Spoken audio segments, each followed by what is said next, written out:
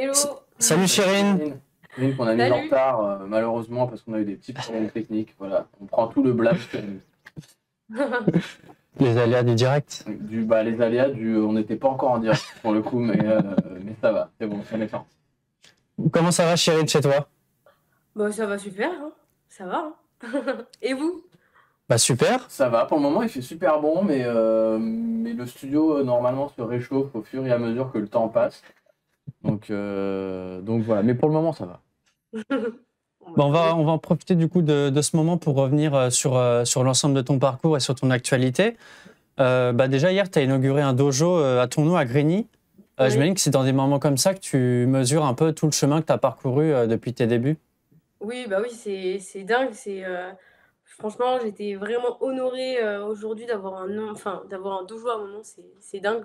Je me rendais pas compte sur le coup. Puis quand j'ai vu la plaque avec mon nom, ben, là, je me suis dit, ah ouais, c'est réel. Et il n'y a pas tous les judokas et tous sportifs hein, confondus qui ont un gymnase ou autre structure à leur nom. Donc c'est fou, hein. C'est fou, Aussi, ouais. aussi jeune en plus, c'est un truc, tu te dis, c'est un honneur que tu te dis, bon, a priori, que tu vas avoir, bon, après ta carrière, ta vie avançant, et là, bim, même pas 25 ans, boum, un dojo à ton nom, ça va, quoi. Ah ouais, en vrai, c'est trop stylé. C'est trop stylé. Qui peut s'asseoir à ta table et dire, moi, j'ai mon dojo à mon âge, pas grand monde. C'est plutôt cool. Ouais. Moi, Ouais. j'ai pas de dojo à mon nom. En même temps, je me bats très mal. Donc. Et il n'y a pas longtemps, tu avais visité aussi une école, je crois, à Draveil. Et là, il y avait des dizaines d'enfants en folie avec des étoiles dans les yeux en te voyant. Ouais. Euh, Alors oui, je suis partie. J'ai été accueillie dans une école, oui, sur Draveil, et les jeunes m'ont attendue en faisant une haie avec des drapeaux de la France, musique à fond, et c'était comme des oufs. Donc je revenais des championnats du monde et je suis venue rendre visite avec ma médaille. J'ai fait une petite intervention aussi judo. Donc c'était dingue. J'ai même le souvenir d'un petit que j'ai checké et j'ai demandé qu'on filme, en fait, pour mes réseaux sociaux, hein. Et le petit, je le check et il se retourne, il gueule, mais comme si, je sais pas, c'est Selena Gomez, un truc comme ça, quoi. Et je me suis dit, mais j'étais morte de rire. Je me suis dit, mais comme quoi, en fait, on peut, euh, on peut vraiment, en fait, on se rend pas compte, mais il y a plein de jeunes aujourd'hui qui nous suivent. On est des exemples, on a des valeurs que plein de profs de judo ou même des écoles, parce qu'en fait, c'est pas que dans le judo, ces valeurs-là, on les inculque aussi dans la vie de tous les jours. On apporte des choses, je pense, et on se rend pas compte. Et c'est quand on vit ce genre d'émotion qu'on se rend compte que derrière, il y a tout ce petit monde là qui nous regarde et à qui on sert d'exemple et qui a envie de faire la même chose, hein. C'est le genre de choses qui te pousse un peu peut-être à vouloir aussi pas être que dans ton sport et à en sortir du Mm. cadre, de rester connecté à tout ça aussi, j'imagine. Oui, oui, bah oui, moi voilà, je fais mon sport, je veux être une championne, je fais plein de choses voilà, j'ai mes raisons, mes motivations et tout, hein. Mais c'est vrai que moi j'aime beaucoup interagir avec les jeunes, parler avec les gens, je suis une passionnée, donc moi quand il s'agit de parler de sources de motivation, de pourquoi je fais ça et pourquoi toi tu réussirais pas, bah avec plaisir, hein. Moi franchement, on développe quand tu veux et je te donne la force qu'il faut pour y aller, quoi. Je suis prête pour être coach, en fait. Le point de départ de ton parcours, c'est dans le Gard, du coup, c'est là où t'es né. Et le judo, en fait, c'est un vrai truc de famille. Tu peux nous expliquer un peu, t'as baigné dedans, quoi, depuis ton plus Oui. jeune âge. Alors, j'ai commencé dans le Gard, dans un petit club dans le village d'Aramon. Et du coup, en fait, c'est mon oncle qui a ouvert un club, donc le frère de mon père. Et mon père, il faisait du judo avec lui depuis tout petit. Et avec mes frères, on a fait du judo, on a fait d'autres disciplines, hein. Mais le judo, on adorait ça. Voilà, c'était histoire de se retrouver avec mes frères. Après l'école, eh ben, il y avait le dojo qui était juste en face. Donc on marchait, on allait au dojo. Puis on retrouvait nos cousins. C'était aussi pour ça, hein, retrouver les personnes de la famille. Et puis moi, j'aimais bien me bastonner. J'étais un peu la seule fille, enfin un peu, beaucoup, la seule fille déjà de la famille. Et puis la seule fille sur le tapis, quasiment, on était peut-être deux, trois. Donc, donc au début, quand t'es petite, ouais, tu t'es un peu garçon manqué et tu veux te battre. Je suis la plus grande, hein. On n'avait pas le droit de se battre à la maison, mais sur le tatami, oui, donc on en profitait. Vous régliez vos comptes à ce moment-là. Exactement. Et t'étais une vraie pile électrique parce que t'as fait plein de sports. T'as fait de la Ouais, natation, de l'équitation, du tennis. j'ai essayé plein de sports. ce que j'ai kiffé le plus, c'était vraiment la natation et le judo, que j'ai continué enfin, j'ai continué ensemble. Et au bout d'un moment, ouais, c'est vrai que maman, elle a dit, il va falloir faire un choix, parce qu'on peut pas aller à Avignon, à Ramon, puis à l'école à Avignon, enfin voilà, les allers-retours, les compétitions un peu à droite à gauche. Mais j'ai touché à tout. Voilà, j'ai fait un peu, j'ai même fait, bon, maintenant j'en fais encore du JJB, j'en ai fait avant. J'ai fait un peu du grappling, du combat libre un petit peu, de la natation, comme tu as dit, du tennis. J'ai essayé, j'ai touché un peu l'équitation, de la gym. Franchement, j'ai fait plein de sports et je trouve que tout ça, c'est cool parce qu'en fait, ça permet de se complémenter. Tous les sports, ils sont complémentaires. Et aujourd'hui, je pense que ben, dans ma discipline, du coup, dans la pratique du judo, tout ce que j'ai vécu étant petite, eh ben, ça m'a permis de développer plein de choses que certaines n'ont pas, je pense, aujourd'hui, hein. C'est tôt pour une question piège, mais ce que tu décris quand même, enfin, toi, ta polyvalence, ça me fait penser quand même beaucoup à des combattants de MMA. Et bon, on Ouais, sait que le judo est un peu en rivalité avec le MMA. ouais. Donc, je veux pas non plus te mettre en porte-à-faux avec ta fédé. Mais c'est une discipline qui t'intéresse, par exemple? Franchement, pas du tout. Mais t'es pas le premier à m'en parler. Il y en a beaucoup qui viennent me voir. Ouais, en ce moment, le MMA et tout, c'est les judokas et tout, les JJB qui sont chauds. Mais là, je vais rester au judo, je suis tranquille, je suis bien. Donc j'ai un peu des coups, mais ça va. Je suis quand même mignonne, quoi, ça passe. Alors avec le MMA, je vais ressembler plus à rien du tout. Donc pour l'instant, on va rester au judo et on verra la suite de l'aventure. On va quand même parler du JJB. Juste avant de continuer le fil de l'interview, tu parlais de la natation. Tu penses que t'aurais fait quoi comme distance si on se met dans un multiverse où où t'as choisi la natation plutôt que le judo? Ça aurait été quoi tes distances, tes nages, à ton avis? Bah, quand j'étais petite, je faisais du crawl et de la brasse. J'aimais pas le papillon et tout, hein. C'était crawl et je faisais des courtes distances. Donc, je pense du sprint, ce qui est peut-être aller jusqu'aux 100 mètres, quoi. Enfin, je pense pas plus. Ouais. Aujourd'hui, par contre, tu me mets dans un bassin, il n'y a plus rien, hein. Tu Oui. me parlais du JJB Ouais, et et puis de toutes les techniques que tu peux inclure dans ton entraînement, surtout maintenant, c'est peut-être un virage que t'as pris plus récemment. Est-ce que tu peux un mhm. petit peu parler de tout ça, décrire ce que ça t'apporte, quel est l'intérêt Alors, justement pour toi de faire ça? Alors, bah, du coup, le JJB, c'est carrément complémentaire au judo, vu que le judo, on a une partie où on fait du sol. Donc, c'est du newaza, on appelle ça. Et en fait, avec le JJB, on bosse beaucoup, beaucoup le sol. Et il n'y a pas de système de. Bah, quand je te tiens en fait en immobilisation, c'est pas terminé au JJB, c'est que une cumulation de points. Et pour gagner le combat, en fait, faut faire bah, une clé de bras, étranglement. Voilà, il n'y a que comme ça, ou fin du temps, et c'est l'accumulation des points. Mais ce qui est intéressant, c'est que quand on s'entraîne au JJB, du coup, il y a pas ce blocage qu'on a au judo où il faut seulement le tenir au sol, où tu as des partenaires qui sont un petit peu, comment dire, bah, qui se bloquent en fait, parce qu'au JJB, quand tu bloques et que tu veux pas faire le match, tu es pénalisé. Donc du coup, je rencontre des adversaires qui veulent tout le temps travailler, donc on travaille tout le temps, on sent en fait, c'est beaucoup des sensations comme le judo, on essaye de sentir des espaces qui sont restreints parce que c'est le sol, donc c'est particulier au début. Mais vraiment, maintenant, je commence à me rendre compte de choses que je ne me rendais pas compte avant au sol et j'arrive à trouver des ouvertures que je n'avais pas avant.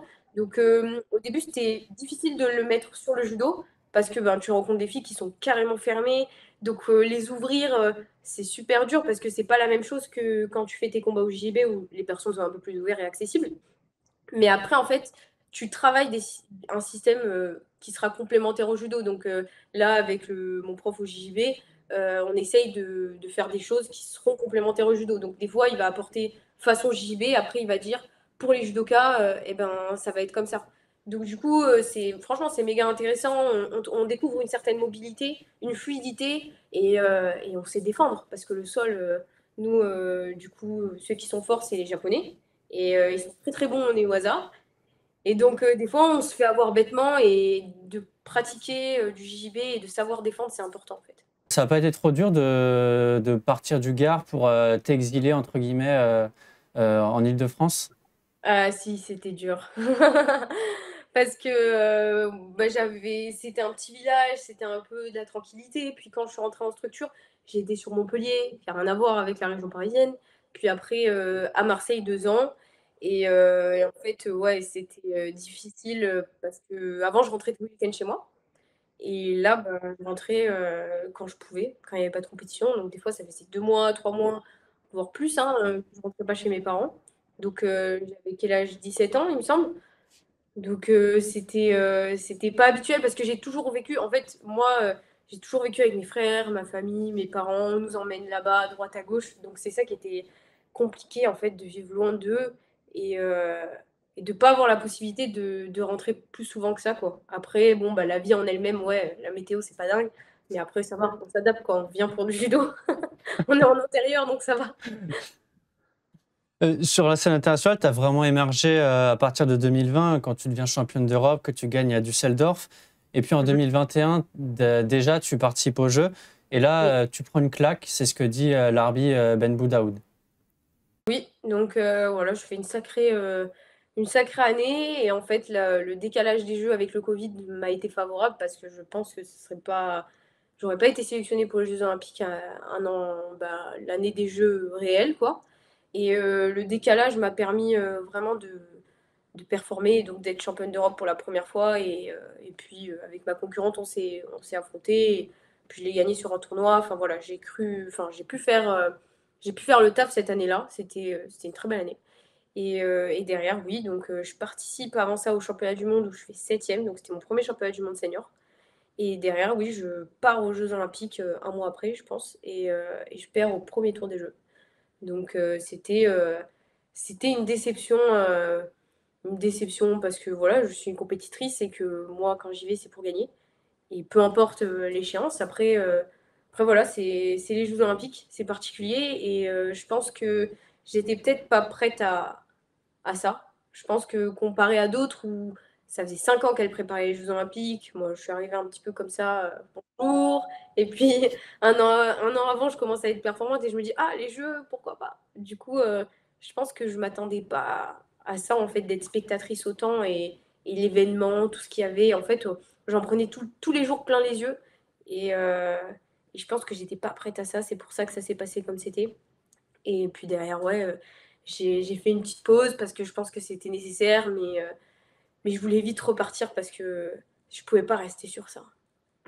Quelque part, alors tu parles du fait d'avoir pu, grâce entre guillemets au Covid, disputer ces JO. Alors certes, ça se Mmh, passe pas comme tu le voulais, mais ouais. quelque part, ça te fait quand même une expérience, hyper positive, dans le sens Mmh où mh. tu as découvert cette atmosphère avant, les JO de Paris 2024. Là, Ouais. si on prend, une timeline plus normale où il y a pas de pandémie, putain, qu'est-ce que j'ai avec des multiverses en ce moment là? Faut vraiment que j'arrête de regarder les Marvel.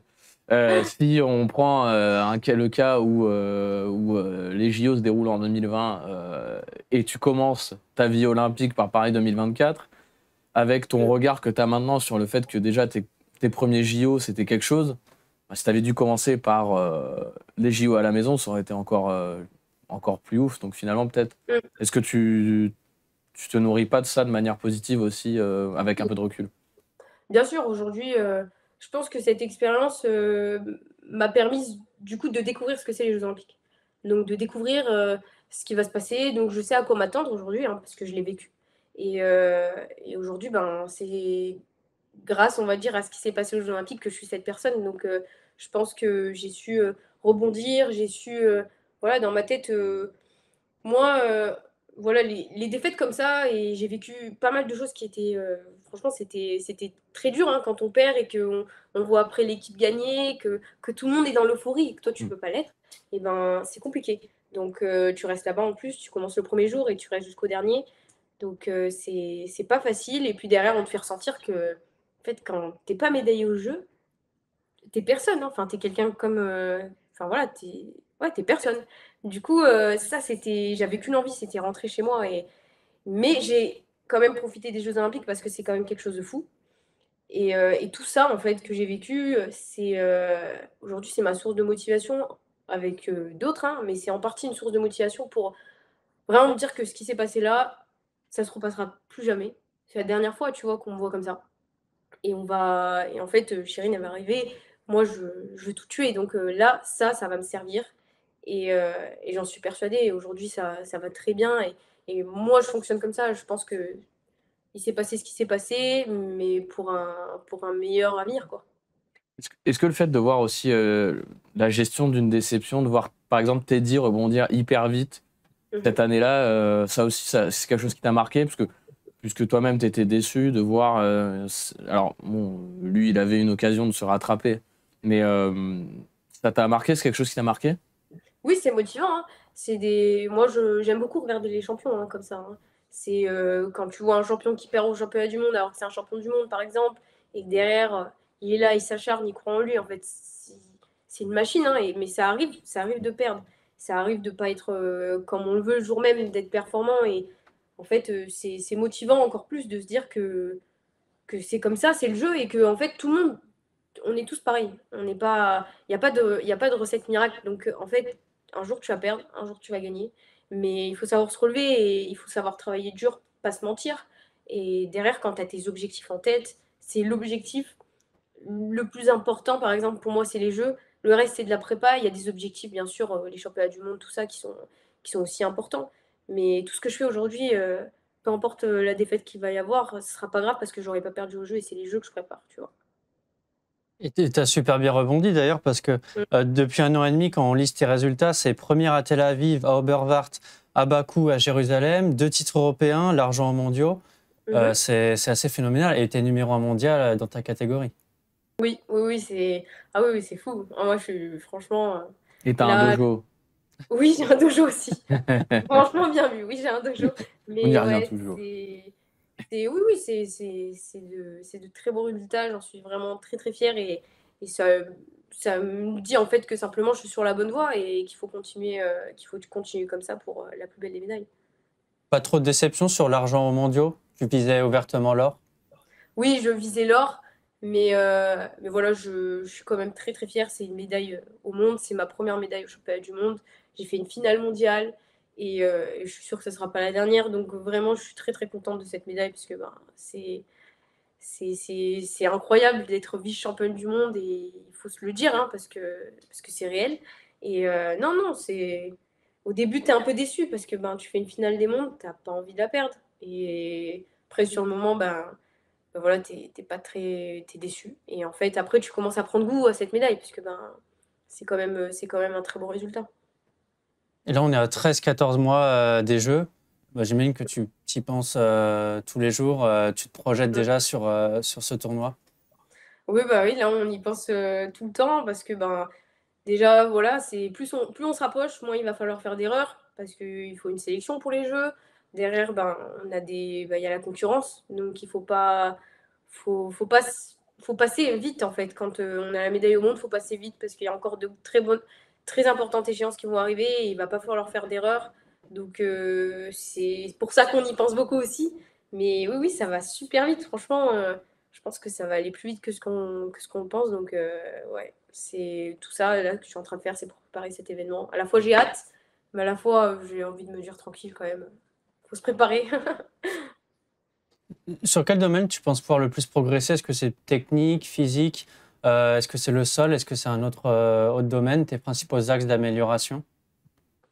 Alors, On je te repère l'image. dirais. Hop, Ouais, pardon. j'ai vu. Désolée, hein, c'est moi qui. Mais t'inquiète pas, T'inquiète pas. je pense pas que tu fasses exprès, donc Non, je fais donc pas j'ai pas exprès. besoin de t'excuser. C'est la technologie, Mais c'est l'internet. je pense que comme ça, je peux pas te dire exactement ce que j'ai envie en particulier à travailler. Je pense qu'il y a beaucoup de choses quand même à travailler. Mais en fait, aujourd'hui, c'est des détails qu'on travaille. Parce que ben, je pense que aujourd'hui, je sais faire pas mal de choses, que là, j'ai perdu en finale des mondes. Il va falloir regarder la vidéo, il va falloir peaufiner ce qui manquait, il va falloir ajouter en fait pourquoi j'ai pris cette valeur. C'est vraiment du détail là qui va se jouer. Je suis encore dans l'apprentissage hein, parce que je dois apprendre encore plein de choses. Mais je pense que je suis assez complète. Mais là, ce qu'il faut, c'est voilà, du détail et il faut être prête le jour J, quoi. Une question qui me vient, on parle souvent tu parles de regarder tes erreurs, de regarder, d'analyser. On parle beaucoup d'analyser les adversaires dans d'autres sports, je Oui. pense au foot, au rugby, au ceci, cela. t'es numéro 1, tu connais à peu près quand même tes rivales, Mhm. tes adversaires. Est-ce que tu les étudies aussi au-delà de toi, de te focaliser sur toi? Est-ce que tu essaies Oui. de savoir ce que tu dois faire contre tel ou tel adversaire? Oui, oui, bien sûr. Donc, moi, avant les compétitions, en général, je fais de la vidéo. Donc, je regarde un petit peu ce que, même si je les connais, je me remets un peu dedans. Je regarde des combats contre des adversaires qui ont le profil droitière, vu que je suis droitière. Donc, je regarde ce qu'elles font sur les droitières. Et derrière, voilà, j'analyse. C'est vrai que là, par exemple, la fille qui m'a battue en finale des mondes, donc Tsunoda, qui est 3 fois maintenant championne du monde, je peux très peu l'analyser parce qu'elle est pas beaucoup présente sur le circuit. Enfin, on peut pas, elle n'est pas en stage. Quand on est en stage ensemble, elle ne veut pas trop nous inviter, nous les Françaises. Et c'est stratégique, hein. Du coup, ce que je peux faire, c'est seulement regarder des vidéos de comment elle a perdu, de ce qui lui a posé problème. Et là, aujourd'hui, ce qui est bien, c'est que j'ai une vidéo avec elle aussi. Donc, je peux carrément analyser ce qui s'est passé, tu vois. Ce que j'avais pas forcément. Enfin, quand je l'ai prise, j'étais junior, c'est il y a assez longtemps. Donc, c'est pas le même. On va dire que c'était pas le même niveau, c'était pas la même chose. Donc voilà, mais oui, oui, je regarde beaucoup de vidéos. Moi, je te dis, je suis une passionnée, je regarde du judo. Là, il y a un grand chelem ce week-end en Mongolie. Je peux te dire que je vais regarder ce qu'elles font, les filles, dans les demi-finales et finales, juste parce que ben, j'aime bien regarder. Et puis après, derrière, je retiens beaucoup. Donc, même chez les garçons, je regarde de tout. Parce qu'il y a plein de choses qui sont intéressantes dans d'autres judokas.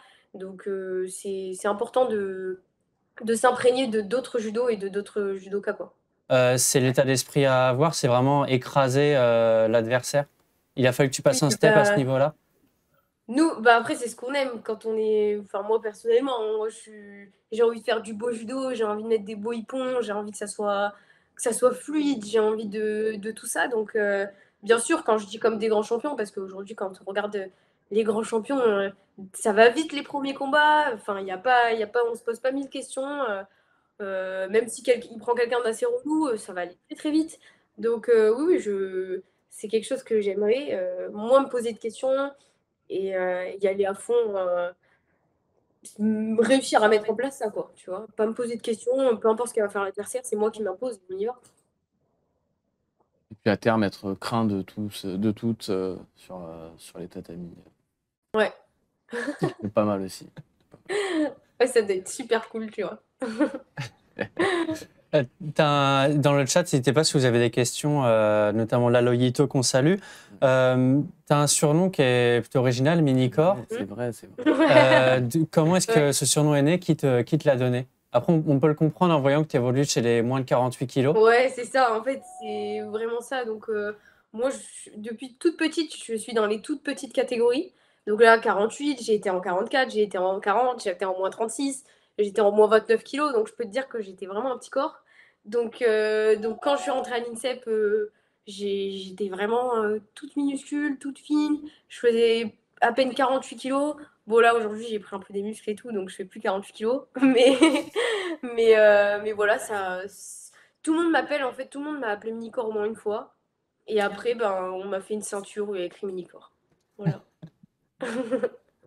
Est-ce que du coup tu dois un peu surveiller ton poids ou est-ce que tu as une physiologie, physionomie qui fait que tu es assez libre, tu peux te relâcher? Comment tu gères justement ce poids? Alors, bah, du coup, en fait, au judo, donc, on a une pesée. Donc, il faut être au poids la veille de la compétition. Moi, je dois être à moins de 48 kilos. Moi, je fais des régimes.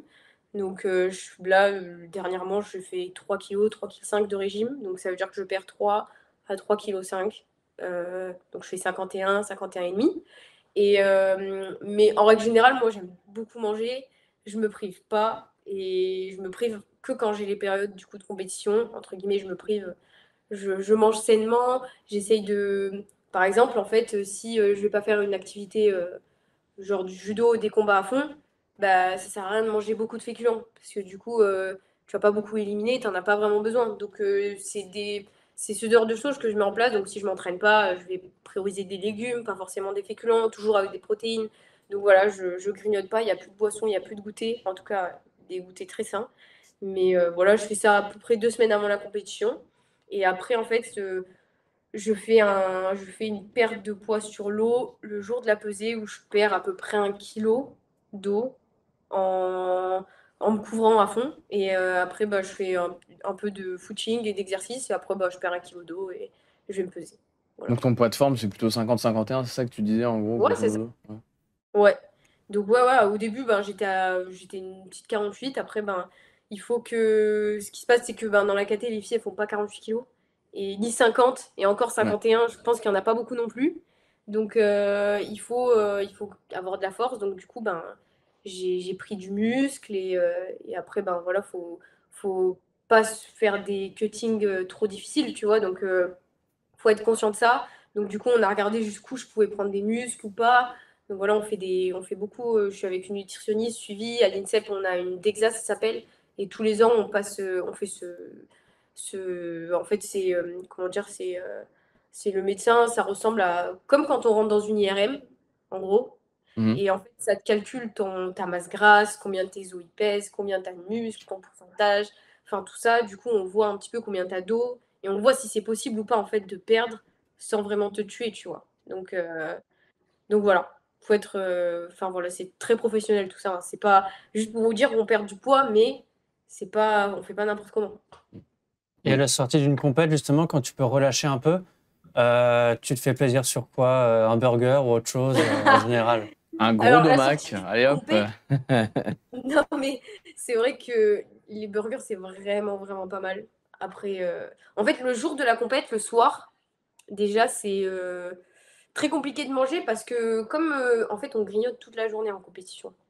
Donc, ce qui se passe, c'est qu'on va manger des bars, on va boire des boissons d'effort, on va boire des protes, on va manger un petit peu à la pause de 15 heures, avant le bloc final qui est à peu près à 17 par exemple. Donc, c'est notre seul petit repas avec le petit-déj. Donc, en fait, on est full d'eau, on est full de plein de sucre parce qu'il faut qu'on ait du sucre toute la journée. Et du coup, le soir, c'est vrai que ben, on mange, mais en fait, c'est juste que notre tête a envie de manger, mais on n'a pas de place dans notre ventre, tu vois. Donc après, c'est vrai que le burger, il est bon quand même. Le burger, les frites, euh, franchement, je pense que ouais, ça c'est trop bon. Ça passe bien, vraiment. Le, c'est- le plus gros plaisir, c'est quoi? C'est la médaille ou le burger, du coup? Les deux. L'un et l'autre. Ouais, la médaille et tu la prends à table au resto avec ton burger. Mais c'est bien parce que pour nous, les mortels, ça nous permet de situer un peu le plaisir que peut procurer une médaille, du coup. C'est à la hauteur d'un bon burger Ouais, après avoir bien travaillé, ouais. ça donne un ordre de grandeur quand même. Oh, c'est trop bien. Vraiment, quand tu sais que tu as bien bossé, tu finis ta journée et là, ton burger, t'es assis sur ton canapé devant la télé, tu bois ta petite boisson là, ton petit coca si tu veux. Ah, c'est trop bien. Franchement, c'est trop trop bien. Ce message n'est pas sponsorisé par le ministère de la Santé, sachez-le. On Oh arrive là là, ouais. sur la dernière ligne droite de l'interview. Donc, en 2022, tu as intégré, si je ne me trompe pas, une école de commerce à Lyon. Oui. Tu peux nous en dire un peu plus sur ce double parcours, la manière dont tu jongles entre le sport et les études? Alors, du coup, je suis rentrée à l'EM Lyon. Moi, j'ai fait une licence TAP, je me suis réorientée en école de commerce. Et en fait, cette école, ce qui est bien, c'est que on a un cursus adapté pour les sportifs où, en gros, on est tout en distanciel. Donc, les cours sont en live le mardi, toute la journée. Et nous, après, ben, en fait, on se fait notre planif parce qu'en fait, on peut pas être toute la journée le mardi sur les lives. Moi, je pense, enfin, je peux être un peu là le matin, un peu là l'après-midi. Et derrière, ben, je me cale une semaine. En général, le mercredi, toute l'après-midi, je fais mes cours, je regarde les lives, il y a les replays en fait. Donc je regarde les replays. Après, ben, c'est des blocs de 8 semaines à peu près de cours. Après 8 semaines, tu passes ton partiel, hop, on change, il y a des nouveaux cours. Donc c'est comme ça. Après, ben, on n'est pas obligé de faire en 1 an, ça peut être en 2 ans notre année. C'est comme on sent. Et en général, voilà, ils nous proposent toutes les matières et après, ben, on se débrouille un petit peu avec ce qu'on peut, ce qu'on a sur le moment. Et derrière, ben, on peut passer aussi des rattrapages, c'est possible.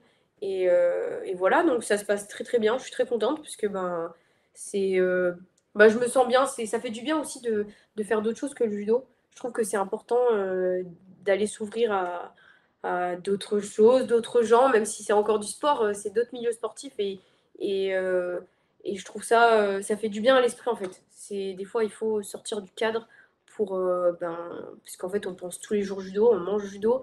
Donc au bout d'un moment, il faut il faut s'aérer l'esprit pour de vrai, quoi. Il faut se reposer pour de vrai, j'ai envie de dire. Et donc, école de commerce, il y a plein de choses à l'intérieur. Toi, qu'est-ce Oui. qui t'a attiré là-dedans? Et par exemple, c'est quoi tes cours? Pourquoi tu as choisi une école de commerce? Tu avais un truc en tête, peut-être, pour l'après?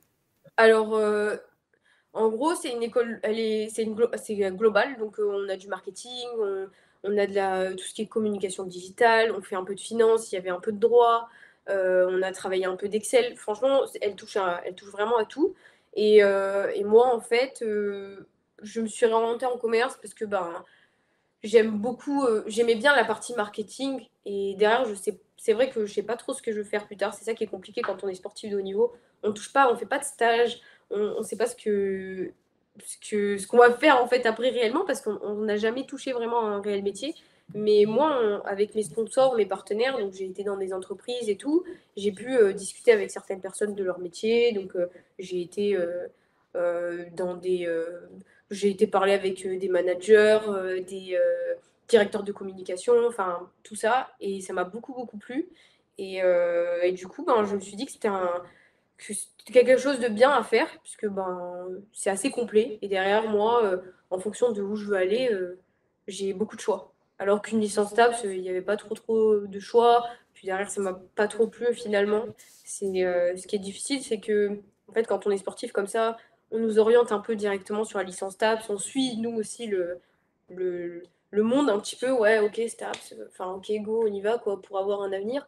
Mais en fait, non. Enfin, voilà, enfin, il faut essayer de découvrir d'autres choses. Et du coup, ben, voilà, j'ai changé pour m'épanouir ailleurs. Génial. Et une toute dernière question, je suis obligé de la poser. C'est quoi le Oui. plus impressionnant entre avoir un dojo à son nom et rencontrer Zinedine Zidane? Oh là là. Ça, c'est une dinguerie comme question. Alors, franchement, c'est pas la même émotion, tu vois. Parce que un dojo à son nom, j'étais quand même très touchée. C'est ouf, c'est gravé à vie. Mais en vrai, voir Zizou, c'est pour la vie que je l'ai vu. Enfin, genre, il n'y a pas grand monde qui va le voir, hein. Personne t'en Donc, voudra si tu dis que t'as préféré Zizou, t'inquiète pas, tu peux assumer. en vrai, C'est c'est tout pas la à même fait chose. normal. C'est pas la même chose. Mais en vrai, voir Zinedine Zidane, c'était un truc de fou, en vrai. Vraiment. On a parlé toute l'après-midi. C'était dingue. J'ai avalé ses paroles. J'espère que ça va me motiver pour la suite. Justement, tu as retenu quoi de cet échange? Est-ce qu'il t'a donné des petits conseils? Qu'est-ce qui t'est resté en tête? Et ben, vraiment, on partage, j'ai l'impression qu'en fait, on partage beaucoup de choses. Et ce qui est fou, c'est que, comme je disais tout à l'heure, c'est en fait, il n'y a pas de tips pour être un champion. Et, il a fait comme nous, il fait comme nous aujourd'hui, quoi. Donc, c'est ça que j'ai trouvé dingue. Et il met beaucoup, il y a beaucoup, sa famille fait beaucoup partie de sa perte, de tout, hein. Sa famille, il n'y a rien de plus important. Il nous a fait comprendre qu'aujourd'hui, voilà, il y a la famille, il y a le staff que tu as autour de toi, il y a bah, lui, du coup, c'est en équipe. Du coup, tu dois faire confiance à tes coéquipiers. Voilà, il faut se sentir bien dans tout ton environnement sportif, en fait. Et j'ai beaucoup aimé ce qu'il disait parce que je me sentais comme lui, j'avais l'impression, voilà, moi aussi, ma famille, c'est trop important. Je veux me sentir bien dans mon milieu parce qu'en fait, il n'y a rien de plus important pour pouvoir être performant. Donc voilà. Sinon, ce que j'ai retenu, c'est qu'il n'y a pas de tips pour être champion. Il faut travailler dur et être bien entouré. Est-ce qu'il t'a vite fait, t'as un peu donné des clés pour niveau décontraction dans les grands moments parce que c'était un peu quand Ouais. même une de ses marques de fabrique. Ben, on a parlé du coup par rapport à un événement aussi big du coup à la maison. Et, euh, et voilà, lui, il avait l'air d'être no stress, hein. Franchement, il était calme, hein. Il était vraiment tranquille. Le mec claque Ouais, une non mais panenka en vraiment. finale de Coupe du Monde, il est calme, c'est la différence. Bon, après, Ah, il non mais claque une coupe un vraiment. peu de tête Et aussi. du coup, il commençait à me dire ouais, qu'en gros, ils ont mangé ils mangeaient ensemble et ils avaient au resto du coup et ils devaient rester 2 heures ensemble. Et ils enlevaient les téléphones et tout, ils passaient des moments ensemble tout le temps parce que voilà, c'était ce qu'il y avait d'important. Il fallait passer un moment avec le collectif tous ensemble, s'amuser, voilà, rigoler, machin et tout. Et il disait que quand il vivait ça, pour lui, il y avait personne qui allait les arrêter. C'était mais ils allaient être champions en fait. Enfin, il a retenu, voilà, c'est ce qu'il nous disait, mais c'est pour ça qu'il était bien dans sa tête et tout, hein, parce que ben, il est entouré des bonnes personnes, il se sentait bien dans son environnement, il s'amusait. C'était du jeu en fait. En fait, on fait du sport, à la base, on veut s'amuser pour faire du sport. Et il faut garder ça, je pense, il n'y a rien de plus important. Rester comme on est petit, quand on est petit, on veut s'amuser, bah là aussi, on veut s'amuser. Une très bonne leçon de philosophie pour terminer, ça. Je sais pas ce que t'en penses. Une très bonne conclusion. Ouais. J'aurais pas fait mieux. Bon, on te remercie vraiment pour ce moment partagé avec nous. C'était super sympa d'apprendre un peu plus à te connaître. Bah, merci à vous, vraiment. Très très cool, merci beaucoup. Comme chaque semaine et chaque invité, on t'attend après les JO avec la médaille, peut-être même avant. C'est tout lourd. ce qu'on La Grave, porte est avec ouverte. plaisir. Ça marche, avec plaisir. Merci beaucoup. Merci à toi, à la Salut. prochaine. À la Salut, prochaine, chérie. à bientôt. Salut. Merci.